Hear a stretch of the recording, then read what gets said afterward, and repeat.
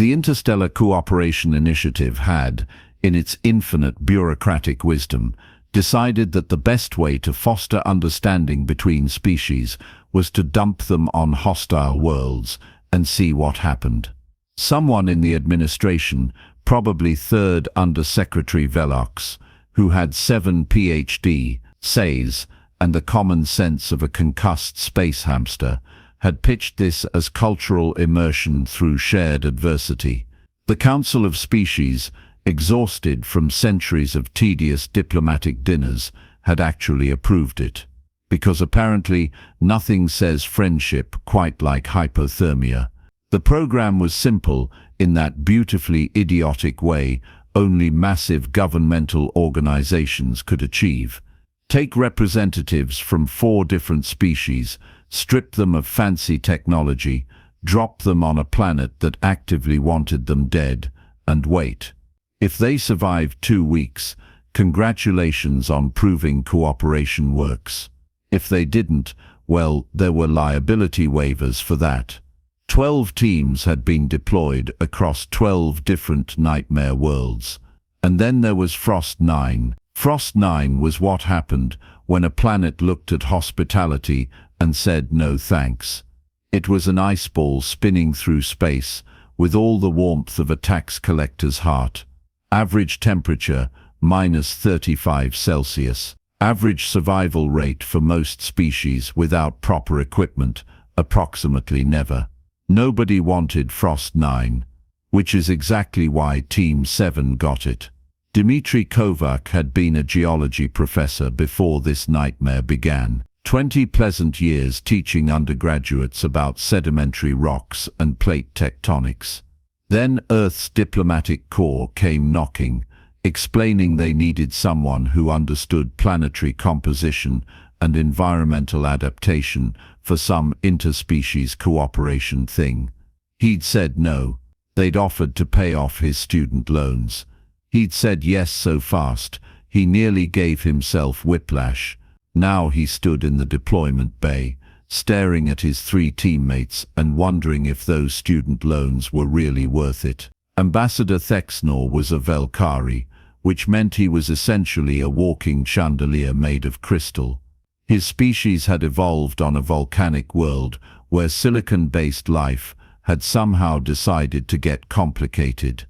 He stood roughly 2 meters tall, his body a lattice of geometric formations that refracted light in ways that made Dimitri's eyes hurt.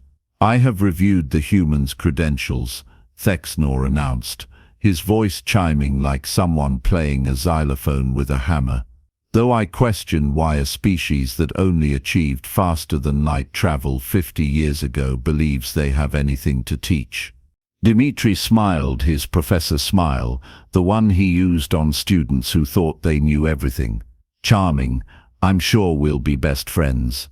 Navigator Prilmoth was a quinthari, an aquatic species that looked like someone had given an octopus ambition and an engineering degree. She wore a moisture suit that kept her skin damp, and her 8 limbs moved with the kind of precision that came from a species that had mapped 17 galaxies, while humans were still figuring out bronze. "The statistical probability of successful cooperation given our biological incompatibilities is 37%, she said, her voice bubbling through her suit speakers. "I have calculated 16,312 potential points of failure." Optimist. "I like that," Dmitri said. Commander Zektha completed their quartet of dysfunction. He was Draven reptilian and looked like someone had given a Komodo dragon military training and a bad attitude. His scales were the color of desert sand, his eyes were vertical slits of pure judgment. "Humans," he hissed, the translator struggling with his sibilance. "I have studied your military history. Impressive. Your survival capability in hostile environments. Also impressive. Your tendency to volunteer for idiotic missions without proper compensation. Less impressive. Yeah, well, student loans are a hell of a drug," Dmitri muttered. The deployment officer, A cheerful Quellan with too many arms buzzed around them, making final checks. "Wonderful enthusiasm, team. You'll be dropped at coordinates that offer the most neutral starting position. Your emergency shelter pod contains basic supplies, a distress beacon for critical emergencies only, and monitoring equipment so we can track your vital signs. The goal is 14 days of survival and cooperation." "The goal is not dying," Dmitri corrected. "That too." They were loaded into the deployment pod, a glorified metal egg designed to protect them during atmospheric entry. The interior was cramped, forcing them into proximity none of them wanted. "Launch in 30 seconds, the officer announced cheerfully. "I'm starting to think the student loans weren't worth it," Dmitri said. "I have served in the diplomatic corps for 60 years, the Exnor chimed. "I will not let this planet defeat me. My people have survived in the deepest ocean trenches," Prilmoth added. "I am prepared for adversity." "I've conquered 12 worlds," Zekther hissed. "What's one frozen?" The pod launched, and everyone stopped talking, because talking required breath, and breath required not having your internal organs rearranged by G-forces. The landing was what technical manuals would call suboptimal, and what Dmitri would call a complete disaster, held together by spite. The pod hit Frost 9's atmosphere at the wrong angle. Correction thrusters fired, overcorrected, fired again, then apparently gave up and decided fate would sort things out. They tumbled, spinning like a particularly aggressive carnival ride, while alarms blared and Prilmoth made sounds the translator couldn't process but definitely indicated distress. They hit the ice going way too fast. The pod bounced, literally bounced, like a stone skipping across frozen water. Once, twice, 3 times, each impact accompanied by the sound of metal screaming. The 4th bounce cracked something important, and the pod split open like an egg, spilling its contents across half a kilometer of ice. Dmitri tumbled to a stop against a snowbank, his environment suit's heating elements already working overtime. He lay there for a moment, taking inventory. Arms, functional. Legs, present. Dignity, departed. "Sound off," he called, pushing himself upright. "Functional." The Exnor chimed from somewhere to his left. The Valkyrie was half buried in snow, his crystalline structure already developing a concerning layer of frost. "All limbs accounted for," Prilmoth reported. She'd landed near the remains of the pod, her moisture suit steaming in the freezing air. "I have experienced more pleasant drops into hostile territory," Zekther hissed. The Draven was moving slowly, his reptilian biology already struggling with the cold. Dmitri checked his suit's readout. -42 Celsius.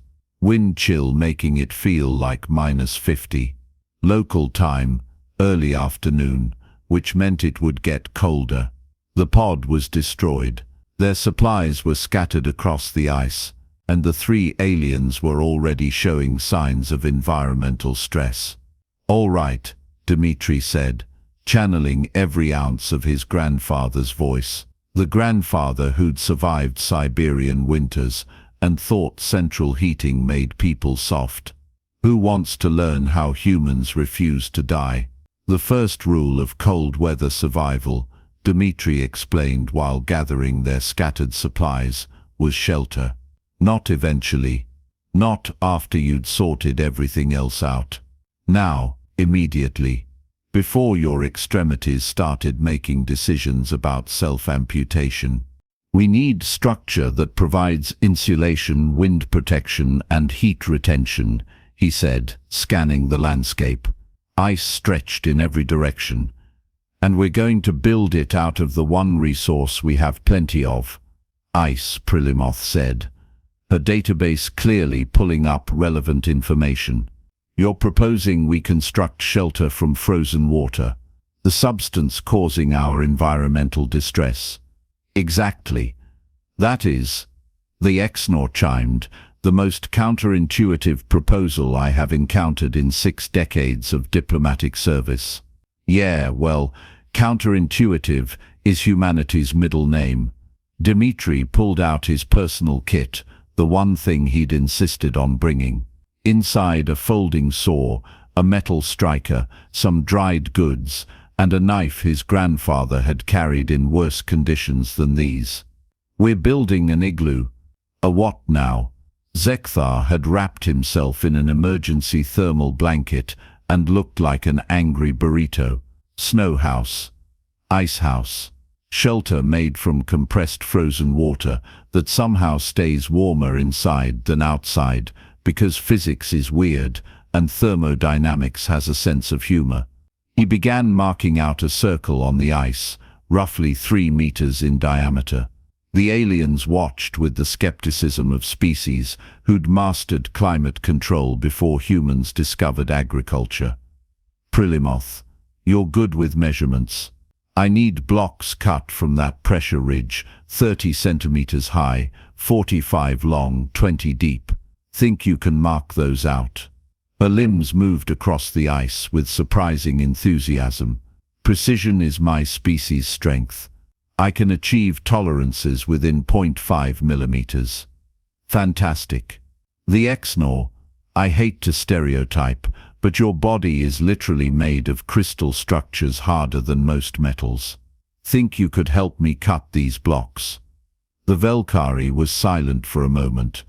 You are suggesting I perform manual labor. I'm suggesting you use your natural advantages to keep us all from dying. But yeah, manual labor. Another pause, then Thexnor moved to the pressure ridge, and with one precise strike of his crystalline arm, cut through the ice like butter.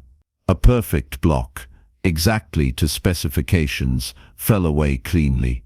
Well, he chimed, and Dmitri could swear there was satisfaction in that tone.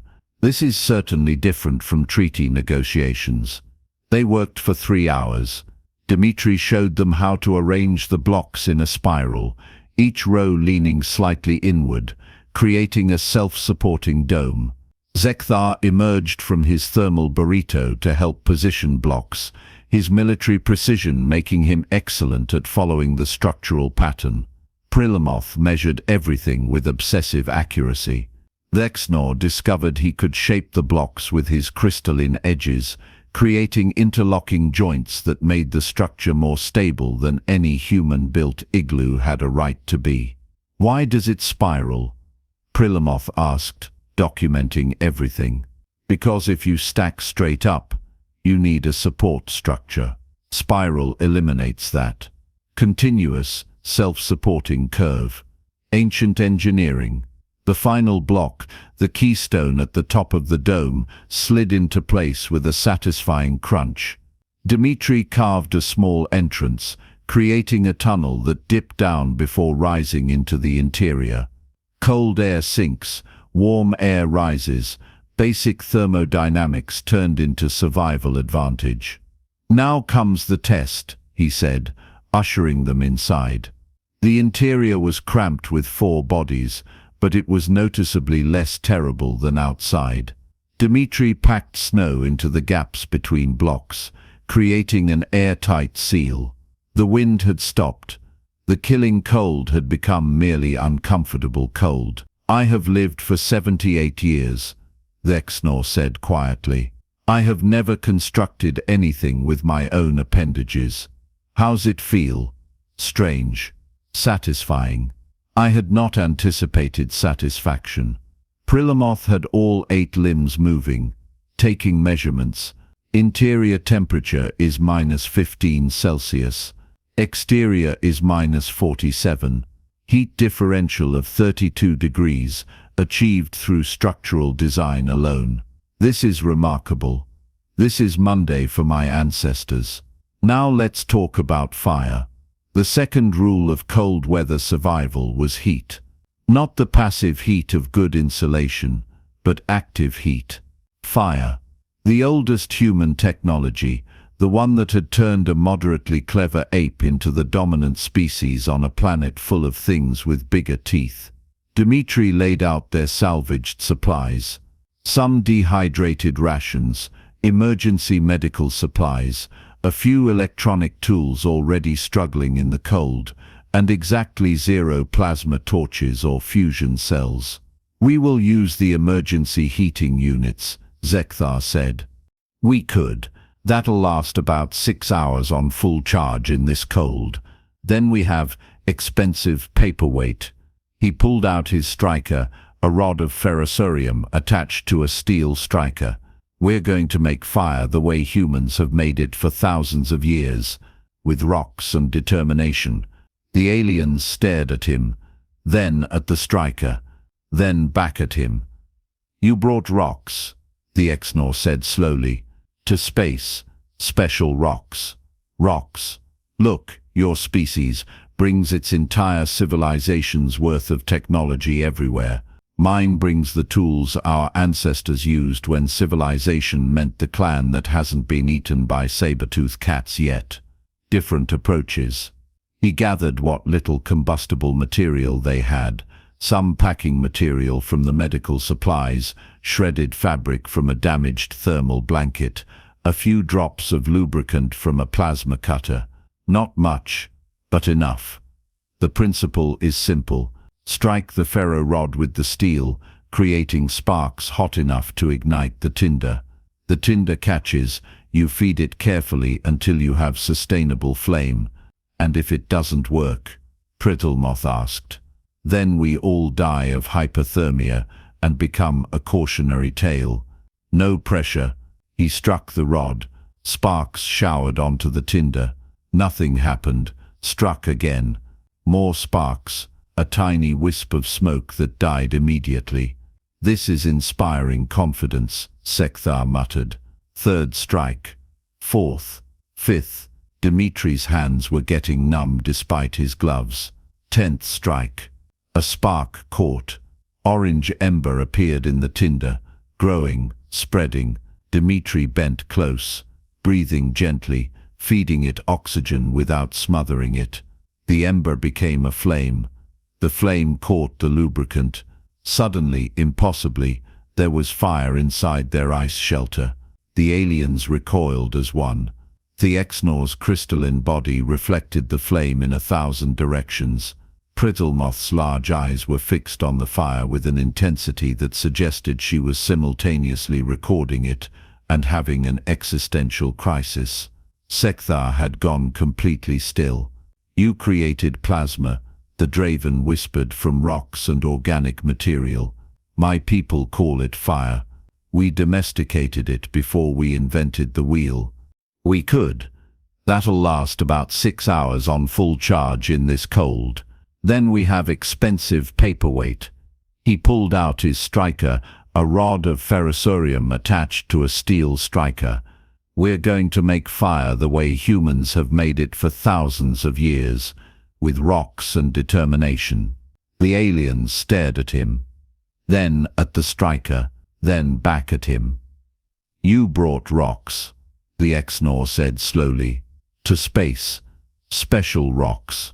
Rocks. Look, your species brings its entire civilization's worth of technology everywhere. Mine brings the tools our ancestors used when civilization meant the clan that hasn't been eaten by saber-toothed cats yet. Different approaches." He gathered what little combustible material they had, some packing material from the medical supplies, shredded fabric from a damaged thermal blanket, a few drops of lubricant from a plasma cutter. Not much, but enough. The principle is simple. Strike the ferro rod with the steel, creating sparks hot enough to ignite the tinder. The tinder catches. You feed it carefully until you have sustainable flame. "And if it doesn't work?"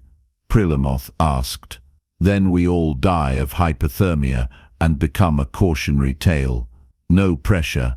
He struck the rod. Sparks showered onto the tinder. Nothing happened. Struck again. More sparks. A tiny wisp of smoke that died immediately. This is inspiring confidence, Zektha muttered.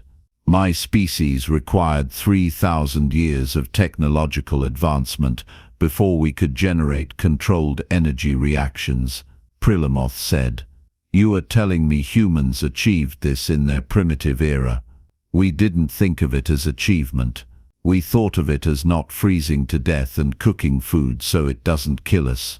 Necessity drives innovation way better than bureaucratic research grants. He fed the fire carefully, building it up until they had steady heat. The temperature inside the igloo climbed. -15 became -10, then -5. Every degree was a victory. I have served in the Draven military for 40 years, Zektha said quietly. I have commanded fleets, conquered worlds, seen wonders and horrors across a dozen star systems. This is the most impressive thing I have witnessed. It's literally just burning stuff. Yes, but you made it happen with no technology, just knowledge and determination. They sat around the fire, 4 species, 4 completely different evolutionary paths, united by the simple fact that fire was warm and warmth was life. Dmitri pulled out their rations and held one over the fire. What are you doing? Prilamoth asked. Making it less terrible. Heat improves flavor, breaks down certain compounds, makes digestion easier. Cooking, humanity's second greatest invention after fire. The ration block sizzled and an actual smell emerged. Not a good smell, but a much better smell than nothing. He divided the warmed food among them. Zektha took a bite. His eyes widened. This is not completely unpleasant. They ate their terrible but slightly less terrible food around the fire, and something shifted. They weren't just 4 individuals forced together. They were a team keeping each other alive. Day 3 arrived with the subtle grace of a hammer to the face. Their rations were running low, not critical yet, but the math was clear. 14 days on supplies meant for 7, divided by 4 people, whose metabolisms ranged from efficient to burns calories like a fusion reactor. Dmitri stood outside the igloo, scanning the ice. There, tracks in the snow, large ones, moving in a pattern that suggested something aquatic that hauled itself onto the ice periodically. We need to hunt, he announced. The reaction was immediate and predictable. Hunt, the Exnor repeated. As in pursue and kill local fauna for consumption. That's generally what the word means. Yeah, this is barbaric, Prilamoth said, though her limbs were moving in that way that suggested she was already pulling up database information. Unfortunately, we don't have 4,000 years of agricultural advancement here. We have ice, some basic tools, and about 8 days before our rations run out completely. Zektha moved closer to the tracks, his predatory instincts clearly engaging. These are fresh, within the last 2 hours. Whatever made them masses approximately 150 to 200 kilograms based on print depth and spacing. Your species still practices this. Some of us, hunting isn't about bloodlust. It's about understanding ecology, respecting the balance, taking only what you need. My grandfather taught me that. Also taught me that sometimes survival trumps philosophy. He pulled out his knife, then spent 20 minutes using salvaged materials to lash it to a piece of metal support beam. The result was crude but functional, a spear about 2 meters long, with a sharp, sturdy point. I will accompany you, the Exnor announced suddenly. Everyone turned to stare. My species evolved on a volcanic world where resources were scarce. Before we achieved civilization, before we became diplomats and scholars, we were survival specialists. My ancestors hunted. It is a memory I carry in my crystalline matrix, passed down through generations. I had forgotten. This place reminds me.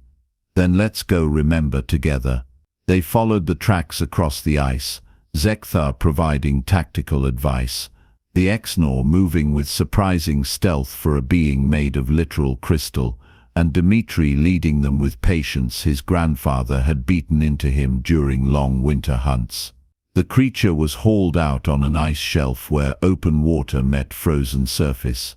It was alien, neither seal nor walrus but something in between, with 6 flippers and a body covered in blubber and thick fur. It was massive, easily 200 kilograms, and completely unaware of the 4 aliens approaching it.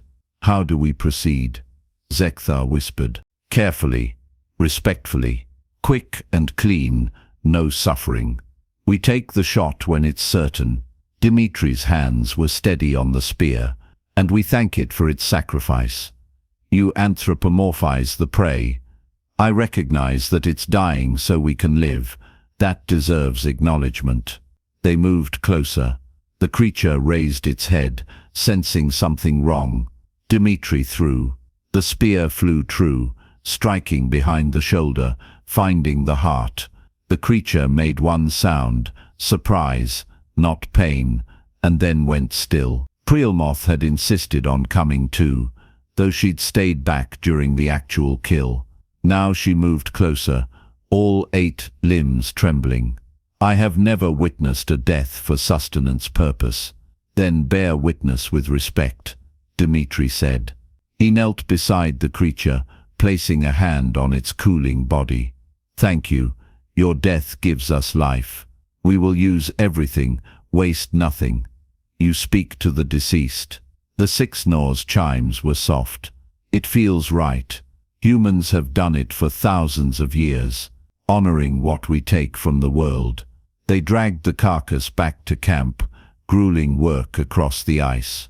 Dmitri taught them field dressing, how to open the body cavity, which organs were edible, how to separate meat from bone. It was messy, bloody work, and Prielmoth had to step away twice. But she kept returning, kept documenting. "This is biology, in its most fundamental form," she said. "Death sustaining life, the cycle all species emerged from, and most tried to forget," Zekthar added. He was helping with the butchering, his claws surprisingly useful. "We built technology to distance ourselves from this. Perhaps we lost something in that process." They cooked the meat over their fire, fat dripping and sizzling. The taste was rich, oily, strange, but it was protein, calories, survival. The 6 Nor tried a piece. "This is remarkable. I have consumed synthesized nutrients for 78 years. I had forgotten that food could have character.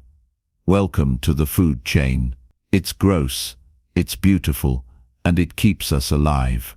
They ate in silence, 4 beings from 4 worlds, sharing a meal that could have come from humanity's prehistoric past. Around them, the wind howled and the temperature dropped, but inside their shelter of ice and fire, something had changed. They weren't just surviving together anymore. They were actually becoming a team. The storm arrived on day 5 with all the subtlety of an angry god. The monitoring equipment gave them exactly 13 minutes of warning before the wind speed went from unpleasant to could probably move starships. The temperature dropped 15 degrees in an hour. The sky turned the color of old bruises. "We need to reinforce the igloo," Dmitri said. "Already moving." The Sexnor, more ice blocks, thicker walls. "Prielmoth, I need you to calculate stress points." "Zekthar, everything not secured needs to be buried or brought inside now." They moved with the efficiency of a team that had been working together for months, not days. They built a second, smaller shelter for supplies. They stockpiled every scrap of combustible material. They created a ventilation system that Prielmoth calculated with mathematical precision. The storm hit like the universe had decided their survival was personally offensive. Wind speeds exceeded 150 kilometers per hour. Snow flew horizontally. Visibility dropped to 0, and the temperature plunged to -62°C. The walls of their igloo shook. The fire guttered, and Dmitri spent desperate minutes coaxing it back to life. "This is worse than the Battle of the Frozen Moons," Zekthar hissed through chattering teeth. "Tell me about it," Dmitri said, feeding the fire carefully. "Talk, stories, anything to keep your minds active." So they talked. The Sexnor spoke of his homeworld, volcanic vents and crystal forests, and the ancient days when his people had fought simply to find stable ground that wouldn't melt beneath them. His voice chimed with memories passed down through crystalline generations. Prilmoth described the deep ocean trenches of her world, pressure that could crush titanium, darkness absolute, and how her ancestors had learned to navigate by bioluminescence, finding food in an environment where nothing should survive. Zekthar shared tales of the desert wastes where Draven tribes had learned to exist on water rations that would kill most species, where the weak died and the strong learned to find strength they didn't know they possessed. And Dmitri spoke of ice ages and migrations, of humans walking out of Africa on sheer stubbornness, spreading across a planet that offered a million ways to die, and finding reasons to live anyway. Of grandmothers teaching grandchildren which plants were safe, grandfathers showing how to read weather in the clouds, generations passing down survival through story and stubborn refusal to quit. "Every species has this," Prilamoth said softly, "survival origin stories. We all came from conditions that should have killed us. The difference," Dmitri said, "is most species spent the last few thousand years trying to forget those stories. Humans never did. We kept the knowledge, kept the skills, kept teaching the next generation how to live when the technology fails." "You think technology will fail?" the Exnor asked. "Technology always fails eventually. Knowledge survives." The storm raged for 3 days. They rotated watch shifts, keeping the fire alive, monitoring each other for signs of hypothermia. The Exnor discovered his crystalline body could refract and reflect the firelight, amplifying its warmth. Prilamoth's moisture systems could purify ice into clean drinking water. Zekthar's military discipline kept their schedules precise, and Dmitri kept them moving, kept them talking, kept them alive through sheer force of human stubbornness. On the 3rd day, the storm broke. They emerged from the igloo like shipwreck survivors finding shore, exhausted but unbroken. "We survived," Prilamoth said, sounding genuinely surprised. "Of course we did," Dmitri replied. "We're too stubborn to die, and too invested in this weird friendship to let each other down." "Friendship?" Zekthar's tail swished. "Is that what this is? You got a better word." The Draven considered this. No, I suppose I don't." The rescue ship arrived on schedule, day 14, descending through clear skies. Team 7 stood outside their igloo, reinforced, weathered, but standing watching the ship approach. The rescue coordinator was the same cheerful Quellan who'd sent them down, though her enthusiasm dimmed when she saw them. "Team 7, you've survived. All of you. That's unexpected." "Unexpected." The Exnor chimed with what might have been offense. "Yes, but..." She consulted her data pad. 12 teams deployed.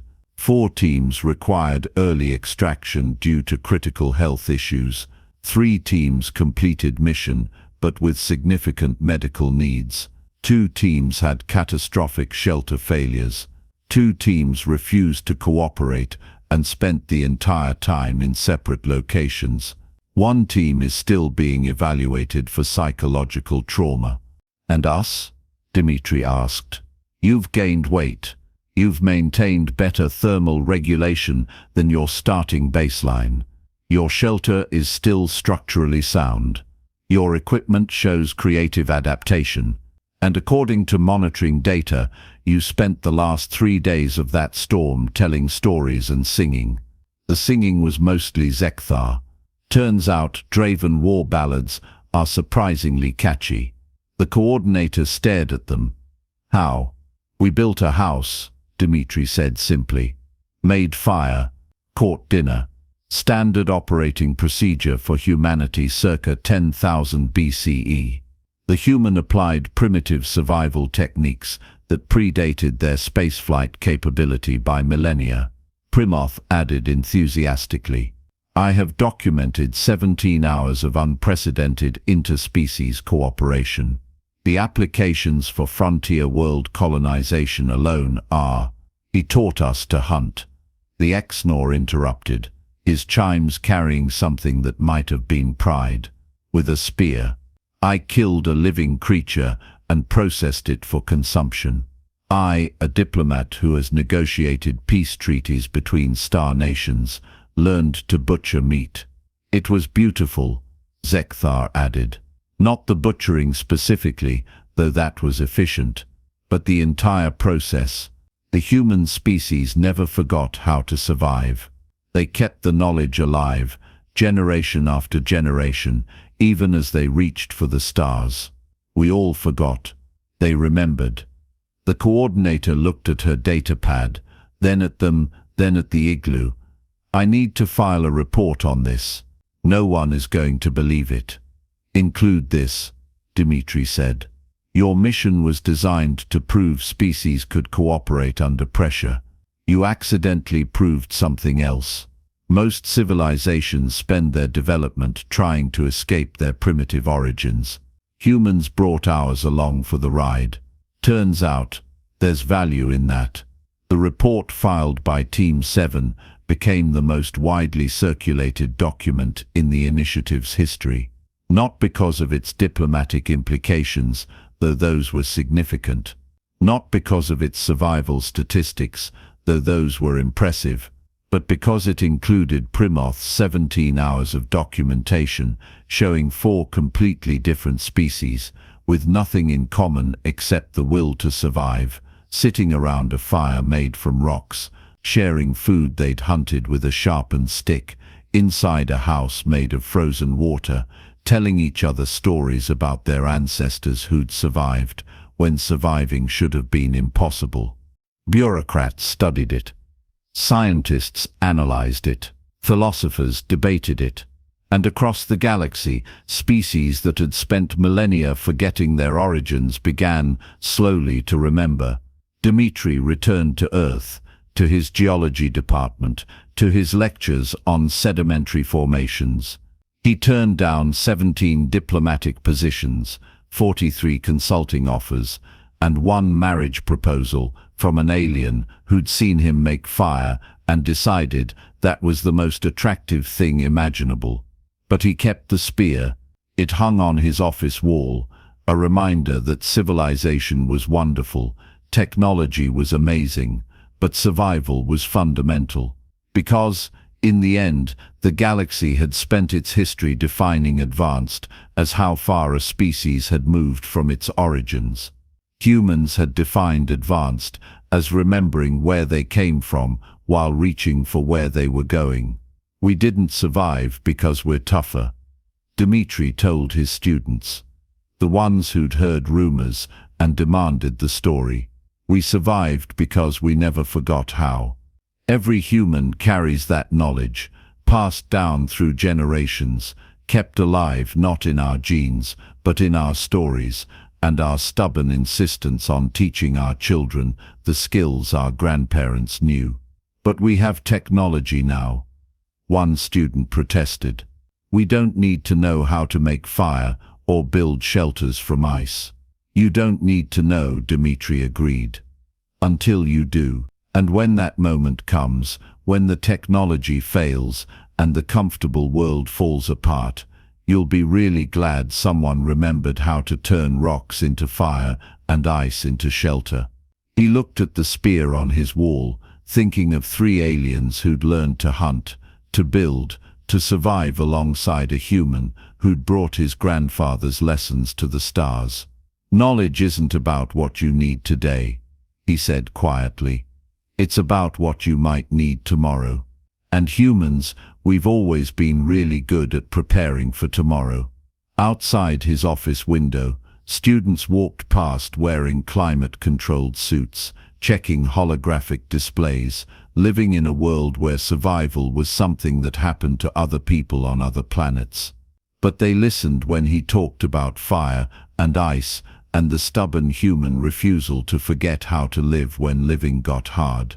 And maybe, just maybe, that was worth more than any diplomatic treaty the galaxy could write. Because in the end, civilization wasn't about how advanced your technology was. It was about whether you remembered how to survive when the power went out. And humanity never forgot.